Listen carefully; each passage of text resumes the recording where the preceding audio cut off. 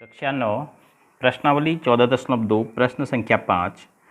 एक नगर में वायु में सल्फर डाइऑक्साइड का सांद्रण भाग प्रति मिलियन में ज्ञात करने के लिए एक अध्ययन किया गया। 30 दिनों के प्राप्त किए गए आंकड़े निम्न प्रकार से हैं। जो आंकड़े आपको दिख रहे हैं ये 30 दिनों के हैं। किसी नगर में सल्फर डाइऑक्साइड का सांद्रण यानी पार्ट पर मिलियन मीन्स 10 लाख पार्टिकल्स में से SO2 सल्फर डाइऑक्साइड के कितने पार्टिकल्स हैं, यह अध्ययन किया गया है। तो हमें 0 से 0.04, 0.04 से 0.08 आदि का वर्ग अंतराल लेकर इस प्रकार का हमें वर्ग अंतराल बनाना है। अपवर्जी वर्ग अंतराल है क्योंकि 0.04 दोनों जगह है शामिल। तो हमें इस प्रकार के वर्ग अंतरालों में क्या करना होता है, निम्न सीमा को शामिल करना होता है, उच्च सीमा को उस वर्ग में छोड़ना होता है। तो इस प्रकार के वर्ग अंतराल लेकर हमें एक बारंबारता सारणी बनाने को कहा गया है। तो हम 3 खाने खींचेंगे जैसे हम बारंबारता सारणी के लिए बनाते हैं। बाईं तरफ सबसे पहले लिखेंगे हम SO2 का सांद्रण ppm में वर्ग अंतराल के रूप में, मिलान चिन्ह और दिनों की संख्या। तो सांद्रण के लिए हम वर्ग अंतराल बनाते हैं 0.00 से 0.04, 0.04 से 0.08, 0.08 से 0.012, इस प्रकार आगे को। अब हम आंकड़ों से हर वर्ग में कितने आंकड़े शामिल हैं यह नोट करते हैं और उतने ही मिलान चिन्ह लगाएंगे। पहली लाइन में 0.03 है जो इस वर्ग में हमें मिलेगा पहले वर्ग में। 1 0.04 है जो नहीं शामिल करना है। दूसरी लाइन में 0.02, तीसरी लाइन में अगर आप चलते हैं तो आपको एक भी आंकड़ा नहीं मिला। चौथी लाइन में 0.01 एक और मिल गया, 3 आंकड़े हो गए। और अंतिम पंक्ति में आपको 0.01 एक और मिला। तो कुल मिलाकर आपको 4 आंकड़े मिले। मिलान चिन्ह इसीलिए लगाए जा रहे हैं जिससे कि आपको गिनने में आसानी हो। अगर आप बिना मिलान चिन्ह के गिन सकते हैं तो मिलान चिन्ह लगाने की कोई आवश्यकता नहीं है, आप सीधे भी बना सकते हैं। अब बात करते हैं 0.04 से 0.08 की। अगर इसकी प्रथम पंक्ति के आंकड़े की बात करें तो 0.04 इसमें 1 शामिल है।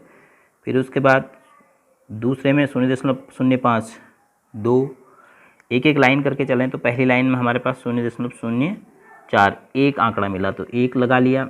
दूसरी लाइन में गए हम 0.05, 0.06, 2 मिले हमें इसमें तो 2 हमने और लगा लिए। फिर उसके बाद तीसरी लाइन में चले तो तीसरी लाइन में हमें 0.071 मिला, 1 और लगा लिया। फिर चौथी लाइन में चले तो 0.06 एक और मिला तो हमने 5। अब और आगे बढ़ते हैं। तो इस प्रकार हम अपने मिलान चिन्ह की मदद से सारणी को बनाते रहेंगे। प्रत्येक वर्ग में स्थित आंकड़ों को देखते हुए और प्रत्येक आंकड़े के लिए एक एक मिलान चिन्ह लगाने के बाद हमें इस प्रकार की सारणी प्राप्त हुई। अब मिलान चिन्हों को गिन के हम दिनों की संख्या में नोट करेंगे। पहले वर्ग में 4 हैं, दूसरे वर्ग में 9 हैं, तीसरे वर्ग में 5 4 9 हैं, चौथे वर्ग में 2 हैं, फिर अगले वर्ग में 4 हैं और अंतिम वर्ग में 2 है। तो अगर हम यहाँ पर योग करें तो योग 30 आना चाहिए। 9 4 13 और 22 2 24 4 28 2 30 योग आ भी रहा है तो ये योग 30 आ गया। तो प्रथम भाग बारंबारता बंटन सारणी तैयार करो, ये हो गया। अब द्वितीय भाग में जो प्रश्न पूछा गया है वह पढ़ते हैं। द्वितीय भाग में पूछा गया है कि सल्फर डाइऑक्साइड की सांद्रता कितने दिन 0.11 भाग प्रति मिलियन से अधिक रही।